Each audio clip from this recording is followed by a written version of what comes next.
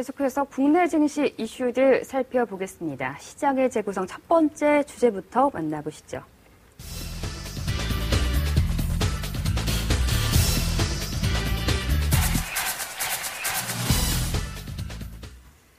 네, 오늘 장 현대차 그룹주가 동반 상승세를 나타내면서 시장의 강세를 이끌었습니다.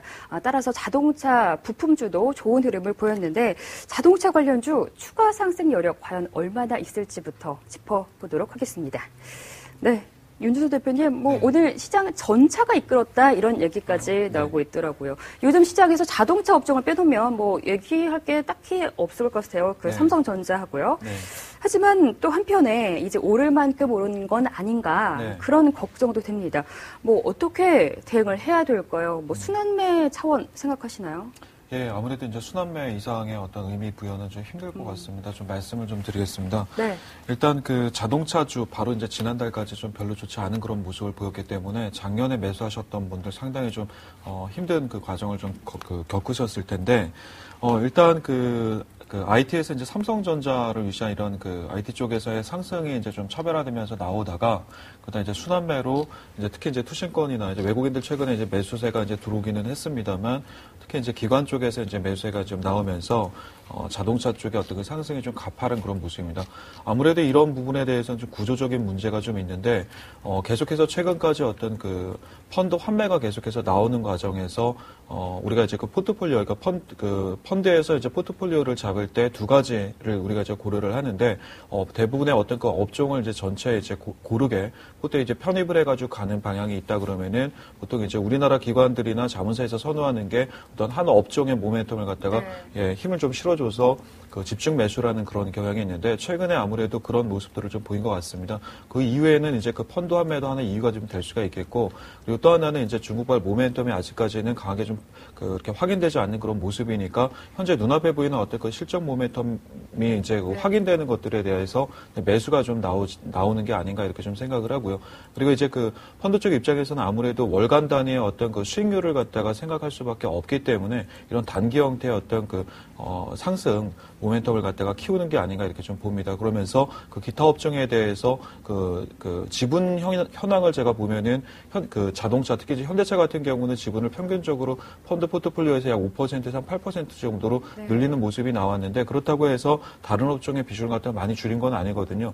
이렇게 본다 그러면은 다른 업종 같은 경우는 공매도로 아마 시장을 갖다가 강하게 좀 하락 방향으로 좀 내리게 하는 그런 모습이 나오는 것 같은데 일단 그 현재 모습을 보면 2분기 같은 경우는 북미 쪽에서의 어떤 그 자동차 판매 대수 같은 경우는 이번에 이제 발표도 나왔습니다만 좀 좋게 나왔습니다. 그리고 이제 전체 이제 분기 중에서 그 2, 4분기가 가장 좀 이렇게 성수기에 어떤 그 진입을 하는 모습이기 때문에 그쪽에 대한 어떤 매출 증가가 좀 나오는 것 같은데요.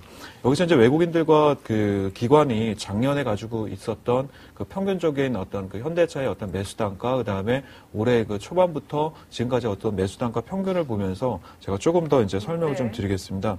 자, 화면을 좀 보시면은 자, 이게 그 최근에 어떤 모습입니다. 이게 그 2011년도 그러니까 상승이 좀 나왔을 텐데 이때 그 8월 달입니다. 8월 달에서 12월 사이에 작년 외국인 현대차죠? 네, 현대차입니다. 이때 이제 그 외국인들의 평균 매수 단가를 제가 계산을 한번 해보니까 22만 원 정도 됩니다. 22만 원이면 이 정도 되죠. 자, 이 위치입니다. 그러니까 급락이 나오기 전에 어떤 그 평균 가격이 되는 거고요.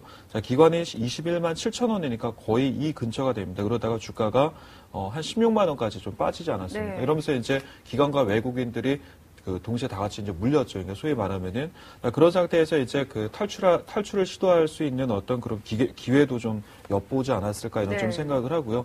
자, 이런 상태에서 이제 올해 들어오면서 계속해서 추가 매수를 하면서 올해 외국인들의 평균 매수 단가가 22만 7천 원 정도니까 이 정도 되겠습니다. 이 정도 되고요. 외국인들이 그 기관들이 22만 1천 원 정도 되거든요.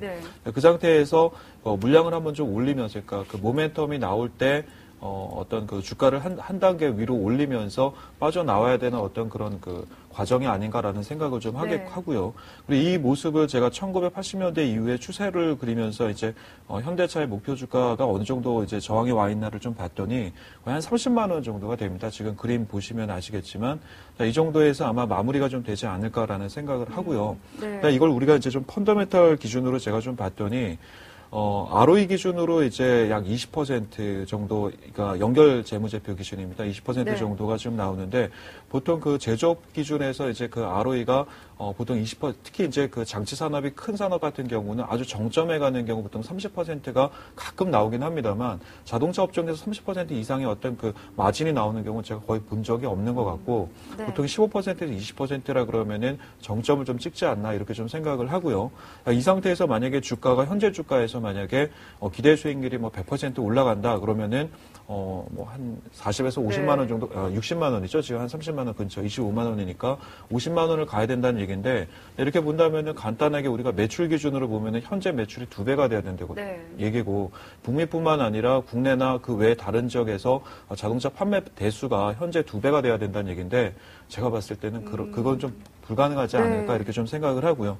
또 하나는 주당 이익을 기준으로 제가 계산을 한번 해보면은 현재 이제 올해 추정치가 약 29,000원 정도 되는데 보통 평균 펄을 갖다가 우리가 이제 그 업종별로 이제 그 다루지 않고 코스피를 기준으로 하면 보통 12배 정도를 합니다만 지금 이제 자동차 업종 같은 경우 약 9.6배 정도 이제 되기 때문에 우리가 거기서 조금 할인해서 좀 본다 그러면은 현재 이제 그 주가 수준은 어느 정도 다 왔다. 여기서 이제 만약에 한 30만 원까지 올린다 그러면은 기관의 어떤 그 오버슈팅 구간이 이제 나오지 않을까라는 생각을 하기 때문에 단기적으로 이제 접근하셨던 분들이나 또는 작년에 물리셔가지고 가지고 계셨던 분들은 이번 올라왔을 때 물량을 터는 하나의 어떤 그 기회로 좀 삼으시기 바라고 신규 매수는 지금 자리에서 좀 자제하셔야 된다 이런 말씀을 좀 드려야 될 것 같습니다. 네. 업종별 순환매에 지나치지 않는다. 오버슈팅 구간에 진입을 했기 때문에 신규 매수는 자제하자라는 말씀이신데 지금 현대차를 좀 중심으로 말씀을 해주셨어요. 네. 기아차도 같은 관점이신가요? 네, 그렇습니다. 기아차도 제가 이제 봤는데 현대차와 기아차 역시 다 그 오버슈팅 구간이기 때문에 여기서는 만약에 그 자동차 업종에 대해서 특히 이제 대형주 쪽으로 우리가 좀 매수를 한번 하겠다 그러면은 환율 영향이 좀 적고요. 그 다음에 꾸준히, 그러니까 경기가 예를 들어서 이제 자동차 업종이 계속 호황을 맞던 그렇지 않던 간에 거기에 대한 어떤 실적 부분의 변동이 크지 않은 차라리 현대 모비스의 관심을 두시는 게 현대차나 이 완성차 업체보다는 조금 더 아마 장기적인 어떤 수익을 추구하는 데도 조금 더 나을 것 같다 이런 말씀도 드립니다. 네. 완성차보다는 또 부품주가 더 유리하다라는 말씀이시고요. 염승환 차장님, 그런데 최근에 그 삼성전자 때문에 소외받았던 그 개인 투자자들, 삼성전자는 이미 너무 좀 비싸기 때문에 자동차주, 가네? 지금이라도 사볼까? 이런 분들 참 많으신 것 같아요. 그리고 뭐 이미 보유를 해서 수익이 나신 분들, 지금쯤 팔아야 될까 고민도 진짜 많으실 것 같고요. 네, 전략을 어떻게 세워볼까요? 그러니까 연초만 하더라도 자동차 갖고 계셨던 분들은 좀 굉장히 고생을 하시지 않았었습니까? 뭐, 그 당시만 해도 이제 시장이 굉장히 좀 가파른 상승을 보이는데도 나홀로 약세를 보이면서 이제 자동차의 좀 상승이 좀 끝이 나지 않았나 하는 그런 우려감이 있었는데 이제 그런 이제 우려감을 좀 깨끗이 좀 씻어내면서 이번 다시 한번 2,000포인트 이상에서 삼성전자의 좀 바톤을 이어받는 그런 좀 주도주로 확고하게 좀 자리를 잡은 것 같고요. 당분간 그 시장에서 계속해서 이 자동차 업종들의 뭐 주가 상승은 좀 계속해서 좀 이루어질 가능성이 있습니다. 지금 다른 기업들 뭐 삼성전자를 제외하고 뭐 다른 업종이나 기업들 같은 경우 실적에 대한 어떤 불확실성이 계속해서 노출이 되고 있는데 일단 자동차 업종 같은 경우는 올해 2분기까지는 확실하게 실적 증가를 좀 보여줄 것으로 좀 전망치가 좀 나오고 있기 때문에 그런 면에서 지금 특히 이제 단기적인 어떤 수익을 목적으로 하는 기관 투자자들의 입장에서는 굉장히 좀 매력적인 투자 대상으로 좀 자리매김할 가능성이 지금 상당히 높습니다. 그러다 보니까 뭐 최근에 이 투신권에서 펀드 환매 압박이 있는데도 불구하고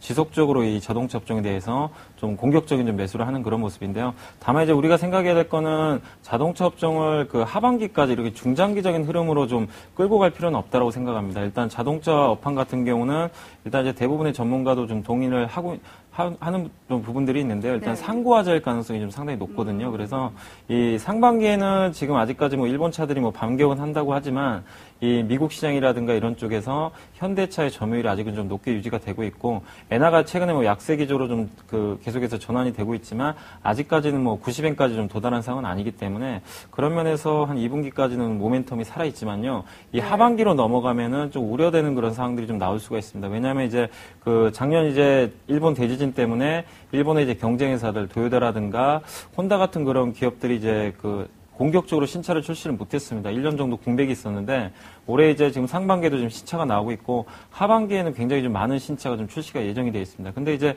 그거 좀 반대로 보면 현대차하고 기아차는 올해 뭐 특별하게 신차 나온 게 없습니다. 현대차는 이제 산타페 신형 모델 하나 하고 그다음에 이제 기아차 같은 경우 이번에 이제 K9이죠. 그 모델이 이제 나오는데 그 전에 이제 나왔던 모델들은 대부분 좀 약간 이제 노후화된 모델로 이제 접어들 가능성이 높기 때문에 신차 출시 면에서 좀 상당히 불리한 좀 측면이 있습니다. 그래서 결국 그 자동차 같은 경우도 신차 모멘텀이 가장 중요하거든요. 근데 그런 면에서 작년까지 너무 그 좋았던 측면에서 올해 하반기에 그런 모멘텀이 꺾일 가능성이 있고요. 또 엔화 약세도 지속적으로 이루어질 가능성이 있습니다. 뭐 향후에 뭐 달러당 엔화가 한 100엔까지 갈 수도 있다. 이런 얘기들도 나오는데 어쨌든 그 일본의 그 경제 펀더멘털을 봤을 때는 엔화 약세 기조를 계속 좀 용인할 가능성이 좀 상당히 높기 때문에 이 하반기에는 더욱더 엔화 약세가 좀 가중될 가능성이 있습니다. 그렇게 봤을 때는 그 어떤 이제 펀더멘털 측면뿐만 아니라 이 환율적인 면에서도 이 우리나라 완성차 업체가 한 번에 좀 고비를 맞을 가능성이 있기 때문에 이게 상반기에 지금 상당히 좀 화려할 때 여기서부터 좀 올라갈 때마다는 좀 차익을 챙기는 그런 좀 단기적인 좀 대응으로 접근하시면 좀 좋을 것 같고요. 이 자동차 업종도 사실 좀 주가 차별화가 좀 굉장히 좀 심해지고 있는데요. 그 삼성전자도 마찬가지입니다. 지금 사실 삼성전자가 독주를 하는데 다른 IT 부품주들이 전혀 힘을 못 씁니다. 오히려 코스닥에서 그 삼성전자에 납품하는 기업들 주가가 막 폭락을 하고 있고요. 이번에 사실 자동차 부품에서도 마찬가지입니다. 완성차, 현대차, 기아차는 어마어마한 상승을 좀 보였는데 이제 오늘 급등하는 모습이 보였지만 자동차 부품에서들은 신저가가 나는 그런 기업들까지 속출할 정도로 상당히 좀 좋지 않은 모습들이 나왔는데요. 그래서 이제 자동차 업종도 지금 주가 차별화가 좀 계속이 되고 있는데 여기서 우리가 좀 옥석을 좀 가릴 필요가 있습니다. 일단 윤 대표님 말씀대로 그 완성차 업체는 좀 약간의 좀 그 가격 부담도 좀 있고 상승폭이 좀 가다 있기 때문에 그쪽을 좀 접근하시는 것보다는 일단 그 새롭게 좀 이제 상승이 좀 시작된 그 어떤 수급이 좀 쏠리고 있는 그 실적도 좀 좋아지고 있는 그런 어떤 그 자동차 부품 회사 한두 종목 정도로 좀 압축을 하셔가지고 대응을 하시면 좋겠고요. 코스닥에 여러 가지 이제 부품 회사들도 많이 있는데 그쪽에 관련된 기업들은 지금 그 현대차의 단가 인하 압력이 상당히 큽니다. 그렇기 때문에 그런 종목들보다는 좀 대형 부품 회사나 타이어 회사 쪽으로 좀 압축을 하시는 게 좀 좋다라고 좀 생각을 하고 있고요. 그래서 투자 유망주로는 최근에 이제 실적이 1분기에 상당히 좋을 것으로 좀 기대가 되는 현대위아하고요. 역시 그 타이어 쪽에서 지금 올해 1분기에 굉장히 좀 좋은 마진을 좀 기록할 것으로 좀 보여지는 넥센타이어 이 두 종목에 대해서 한번 좀 접근을 해보시면 좀 좋은 선택이 되지 않을까 생각합니다. 자동차 관련주 중에서는 또 탑픽으로 현대위와 또 그 넥센타이어를 골라주셨는데 그 타이어주 같은 경우에는 고평가 얘기도 최근에 있었잖아요. 넥센타이어는 괜찮을까요?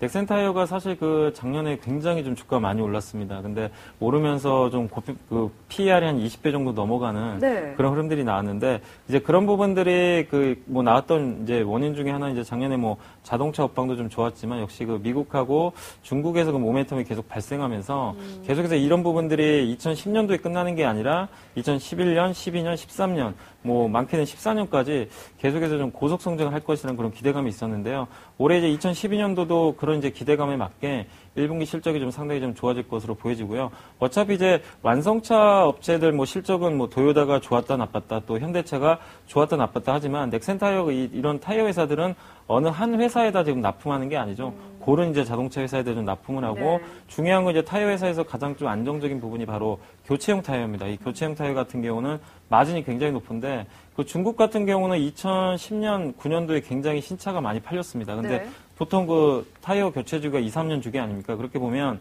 그 중국의 어떤 교체용 타이어 시장이 2012년부터는 폭발적으로 성장할 수가 있거든요. 그런 면에서 이 넥센타이어가 또 상당한 어떤 그 주가, 그 실적 상승에서 좀 수혜를 받을 수 있기 때문에 그런 면에서 오히려 좀 완성차보다는 타이어 업황이 저는 좀 더 매력적이지 않을까 생각을 하고 있습니다. 네, 두 분 모두 좀 완성차 업체보다는 부품주나 타이어주가 더 유리하다 이렇게 말씀해 주셨네요. 네, 이어서 시장의 재구성 두 번째 이슈로 넘어가 보겠습니다.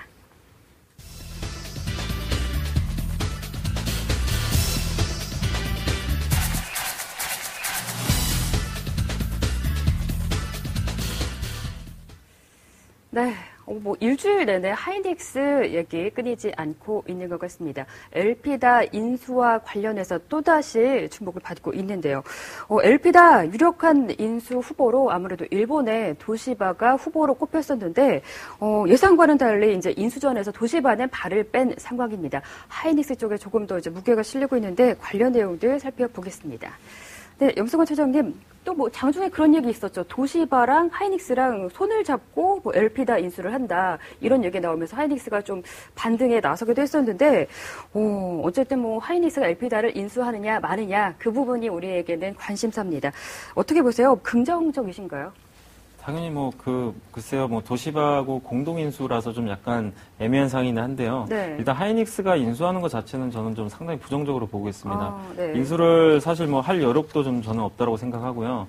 이 반도체 회사들 같은 경우는 매년 엄청난 설비 투자를 해야 되거든요. 이제 이번에 SK그룹에 좀 인수가 좀 됐는데, SK그룹에서 물론 충분한 현금 흐름이 좀 갖고 있지만, 이번에 지금 하이닉스를 인수하면서 또 꽤 많은 자금을 좀 썼고, 지금 하이닉스를 계속해서 지금 반도체 업황이 좀 사실 좋은 건 아닙니다. 지금 이번 1분기에도 하이닉스가 좀 적자가 예상될 정도로 상당히 좀 안 좋은 상황인데, 지금 삼성전자하고도 격차가 좀 벌어져 있거든요. 이 미세 공정 부분에 있어서. 그래서 그런 쪽을 따라잡기 위해서라도 하이닉스가 좀 내실을 다지면서 자기 본업에 이제 충실하면서 계속 그쪽에 어떤 파일을 좀 키워나가야 되는데, 뜬금없이 그 경쟁회사 지금 거의 파산에 이른 그 회사를 지금 어마어마한 자금을 주고 인수를 한다는 것 자체는, 만약에 인수를 하게 된다라면은 이거 굉장한 지금 악재가 좀 될 수밖에 없지 않나, 이렇게 좀 보여지고요. 물론 이제 오늘 도시바와 좀 공동 인수설이 나오면서 만약에 인수를 같이 하게 되면은 그래도 좀 자금 부담은 좀 해소되기 때문에 주가가 좀 주가가 좀 반등하지 않았나, 이렇게 좀 생각을 하는데요.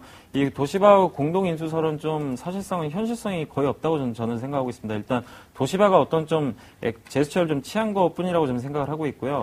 네. 도시바 같은 경우가 지금 어떻게 보면 이제 도시바는 낸드 플래시 쪽에서는 이제 삼성과 1, 2위를 다툴 정도로 세계적인 이제 낸드 플래시 제조 기업입니다. 근데 그 회사가 이제 결국 엘피다라는 이제 디램 업체까지 인수를 하게 되면은 여러 가지로 이제 삼성전자라든가 하이닉스 같은 이제 경쟁력이 있는 어떤 하나 이제 반도체 회사로 좀 탈바꿈할 가능성이 있는데, 그런 상황에서 지금 이제 하이닉스를 좀 끌어들여가지고 어떻게 보면 좀 가격을 좀 낮출 수도 있고 여러 가지 전략들이 있겠는데요. 현실성이 좀 없다고 좀 보는 이유는, 일단 이제 엘피다의 어떤 이제 생산 라인을 보면 히로시바 쪽에 이제 모바일 디램 생산 라인이 있고요.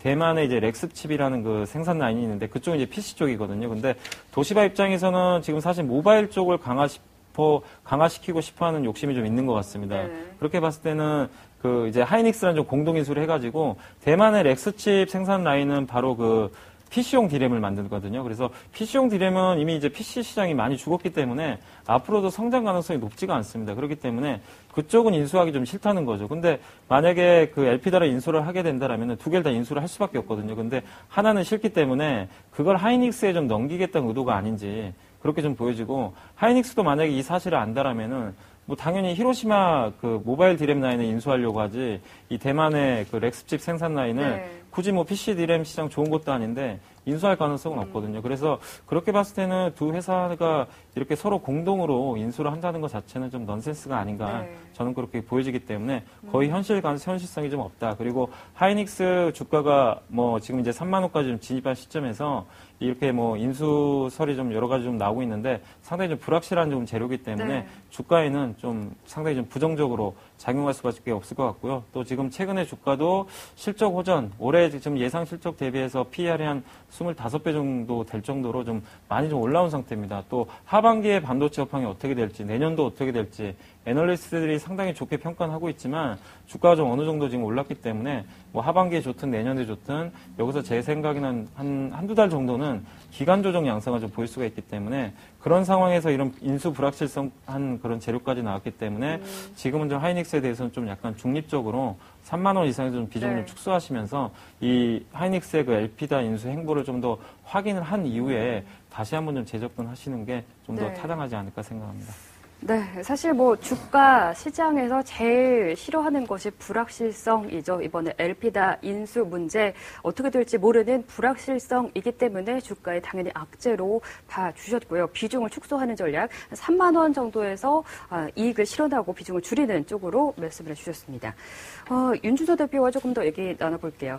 일단 하이닉스가 엘피다 인수를 한다고 밝혔는데 SK그룹에도 또 어떤 영향이 있을지 궁금합니다.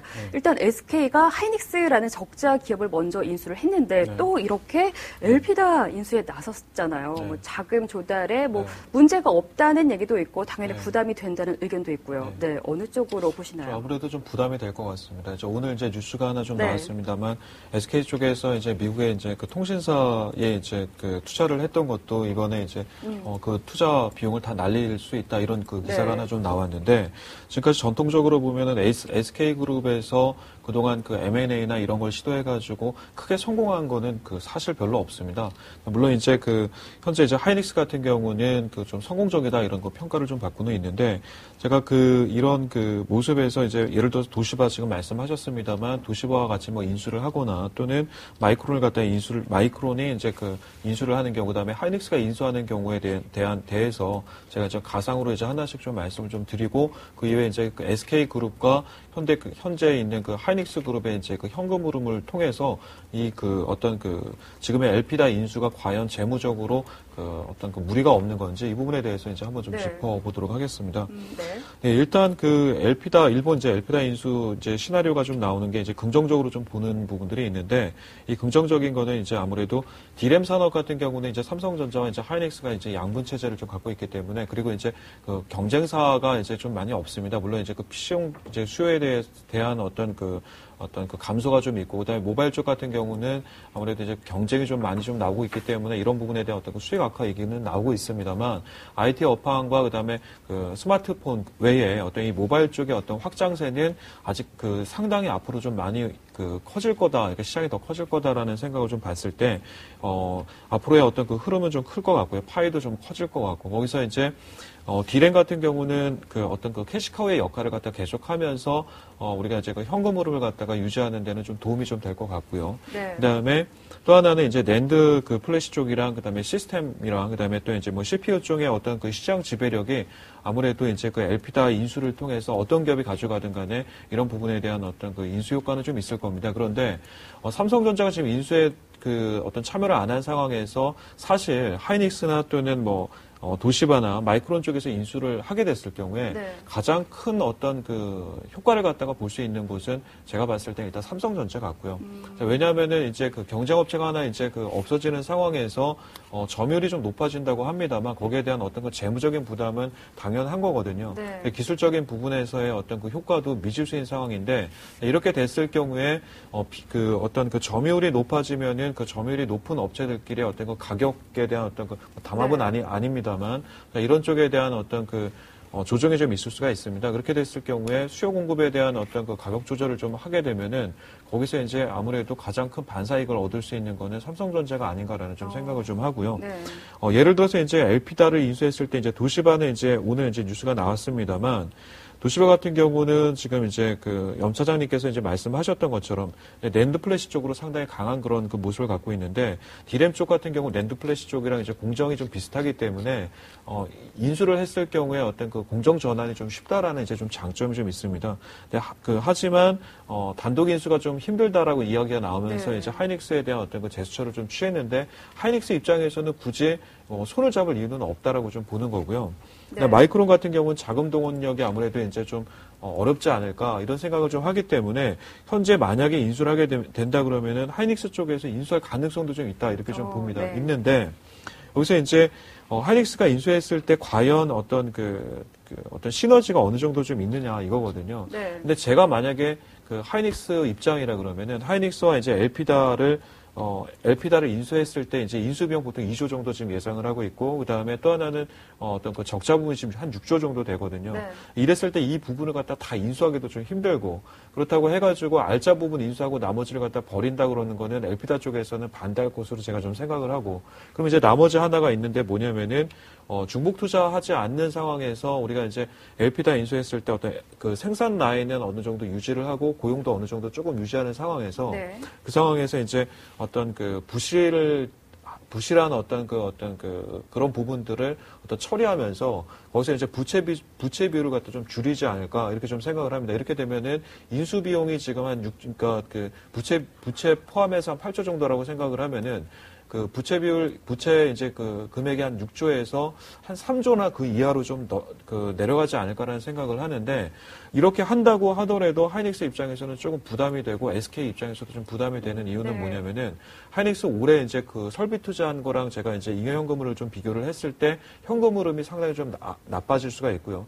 그 다음에 이제 모회사인 SK그룹의 이제 제가 이제 현금 흐름도 봤는데 가지고 있는 가용 현금을 가지고 쏟아붓는다 그러면은 그 LP다 인수 후에는 현금 흐름이 상당히 좀 나빠질 수가 있습니다. 네. 그렇기 때문에 과연 하이닉스 입장에서 이걸 그 인수를 할까라는 점에 대해서는 장점과 이제 단점이 있습니다만 그 재무적으로는 분명히 어떤 네. 그 영향을 좀 받을 수 있다 이런 말씀 좀 드려야 될 것 같습니다. 그래서 사실 시청자분들이 궁금한 거는 그래서 LP다 인수를 하느냐 네. 안 하느냐가 아니라 그래서 네, 그렇죠. 하이닉스 주가가 지금 그러면은 네. 팔아야 되느냐 그 문제일 것 그렇죠. 같아요. 아무래도 네. 이제 불확실성이 있고 그다음에 조금 전에 이제 말씀하셨듯이 염 차장님께서 말씀하셨듯이 어떤 이익 마진이 어느 정도 지금 이제 좀 정점에 좀 오기는 했는데 네. 그나마 좀 다행인 거는 디램 가격이 앞으로 이제 조금 더 이제 올라갈 거다라고 좀 보는 거고요.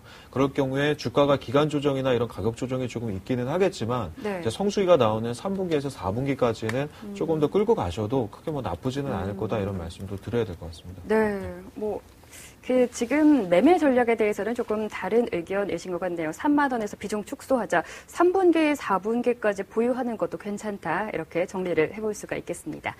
시장의 재구성 통해서 살펴본 이슈들 화면 통해서 다시 한번 정리해 드리겠습니다.